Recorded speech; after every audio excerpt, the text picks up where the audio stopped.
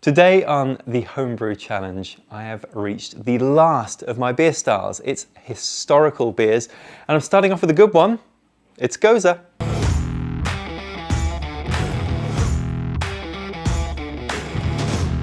Met a woman, got engaged, time passed, wedding day. Then my feet turned cold at the tone of those wedding bells. I felt bad, everybody got dressed up, but I knew I'd messed up, so I had to fess up that all I really wanted was just to get drunk as hell. So I jilted that poor woman and I got drunk as hell. My name is Martin Keane, taking the Homebrew Challenge to brew 99 beers in 99 weeks, and yeah, I'm in category 27, that is historical beers.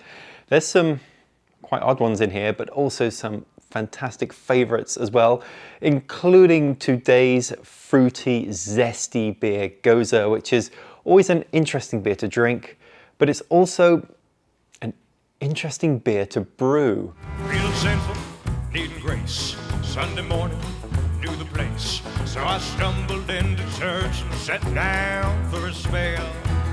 A few minutes in, I felt free of sin, so I polished up my bottle of bathtub gin and got stinking, dirty, awful, drunk as hell. Yeah, right there in the back pew, I got drunk as hell. I'm talking about hellfire, oh hellfire. Now, a Gose is a sour beer, and I've brewed a few sour beers recently, but I'm going to try a slightly different kettle souring method for this one. So first of all, let's get the grains in. I'm going to be mashing this one at 152 Fahrenheit, that's 67 Celsius. Yeah, forgot my whisk. Here you go. Oh, thanks. And we're going to start off with a regular old mash, about 60 minutes. But one thing that we do need to keep an eye on here is the pH. So I've already added in here my usual mixture of gypsum, calcium chloride and Epsom salt, and a little bit of lactic acid. How much you will need will really depend on your own water chemistry, but the key is we want to get this at 5.2 pH, so I'm going to check that now. And I'm right on the money there at 5.2. So now this is ready to mash. I'm talking about hellfire, oh hellfire, yeah, hellfire, that's where I'm bound.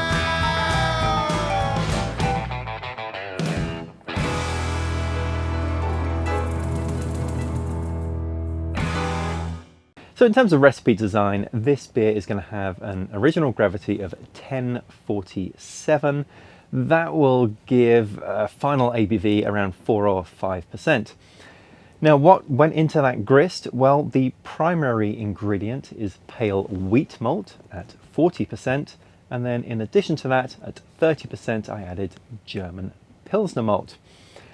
Now, even my math knows that we're still nowhere near 100%, and that's because this is actually going to be a fruit Gose. I have here Passionfruit. And this is going to make up the remaining 30% of my fermentable sugars, but we've got a few things to do before we get to this. Okay, so with the mash complete, what I need to do next is pasteurize this wort. So I'm going to pull out the grain basket and then just heat this wort up to 180 Fahrenheit or about 82 Celsius and just hold it there for about 10 minutes. Then I'm going to bring the temperature down a bit. There's no fingerprints on my walls, no messages or missed calls. Didn't even care to say goodbye. Guess I pushed you over the edge. Maybe we're just too different. Maybe it was all in my head. With the wort pasteurized and then brought back down to 95 Fahrenheit or 35 Celsius through my plate chiller, it's now time to form the kettle souring. Now, we need to add lactobacillus into this and then keep it at 95 Fahrenheit or 35 Celsius for a couple of days. Now you can just go to the Homebrew store and buy Lactobacillus. This is Wyeast 5335. But this time for my kettle souring, I am going to use GoodBelly probiotic shots and put these in. There's a bunch of these at the grocery store. I picked the one that was kind of berry flavor. Now before I add anything in, I want to take note of my pH. And we're at 5.5 right now.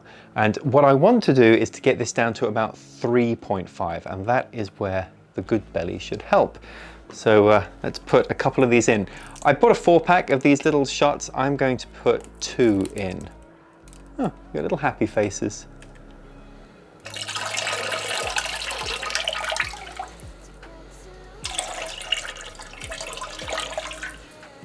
As I give this a stir, I see my temperature creeping up.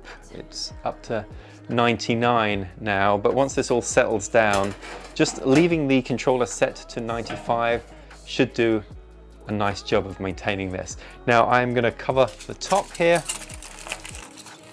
and leave this for probably 2 days. I will just check periodically how this is doing, and I'm going to wait until this gets down to 3.5 pH before moving on to the next step. I wonder what these things actually taste like.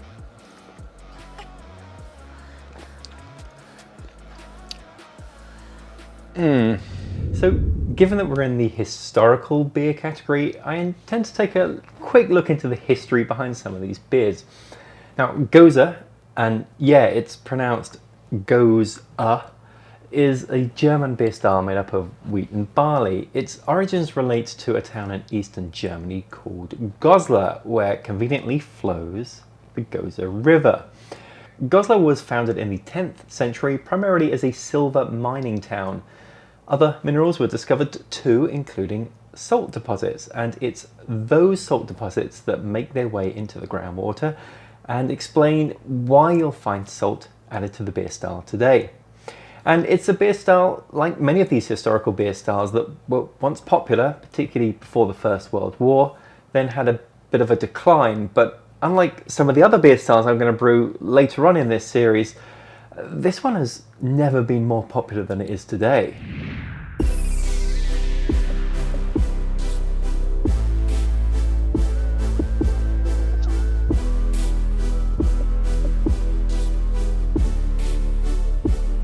It's a day and a half later now, and the pH has dropped all the way to 3.3, so that didn't take very long. What I'm going to do now is bring this to a boil. And while that's heating up, let's talk about what's going to go into the boil. Now, in terms of hops, a Gose really is very, very lightly hopped, if there are really any hops at all. So I am using one of the lowest alpha acid hops that I could find, Hallertauer Hersbrucker, and I am putting this in not until 30 minutes from the end rather than at the start of the boil, and even then I'm only putting in half of the bag. In addition to that, I have got some coriander seed which I have ground up, and I've also got sea salt. I have ½ ounce of both of these, and these are going to go into the boil with 15 minutes to go.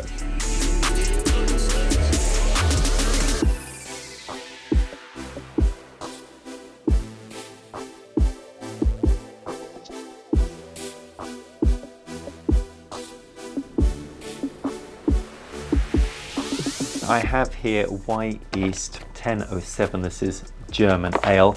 I'm going to ferment this one at 68 Fahrenheit or 20 Celsius.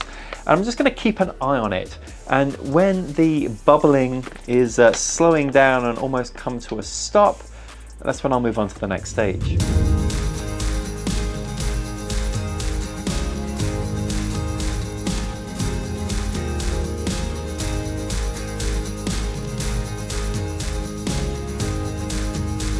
I think fermentation is done now. It's been almost a week, so now I'm going to add in my Passionfruit puree, which will restart fermentation again. I don't need to do anything to treat the fruit. It's already sanitized and ready to go in, so all I'm going to do is just add this bag into a little bit of Star San, and then I'm going to pour this into the fermenter.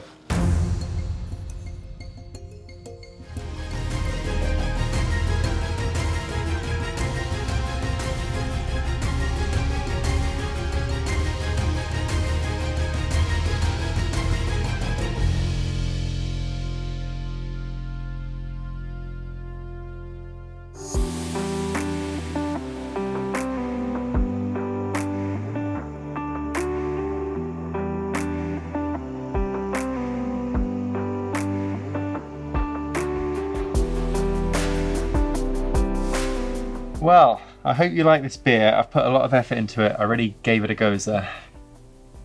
Hashtag dad joke. Okay, let's have a look what we think of this.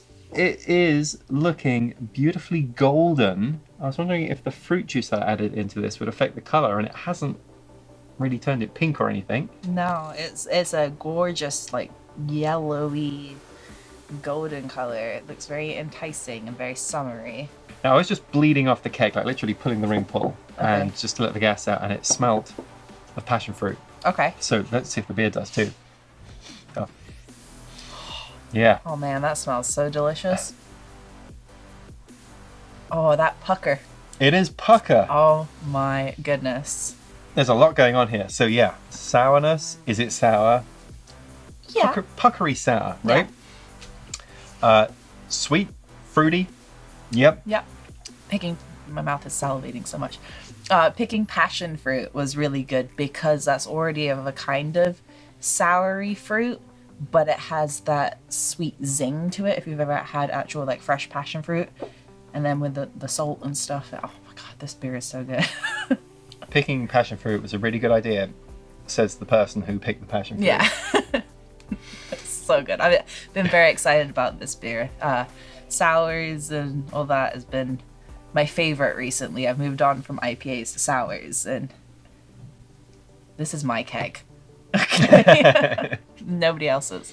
Well, on that note, thank you so much for taking my beer into consideration when you brewed this. If you want to make this yourself, everything's down below in the description. Don't forget, we have these awesome t-shirts and sweaters now. And until next time, we'll see you later. Cheers. Cheers.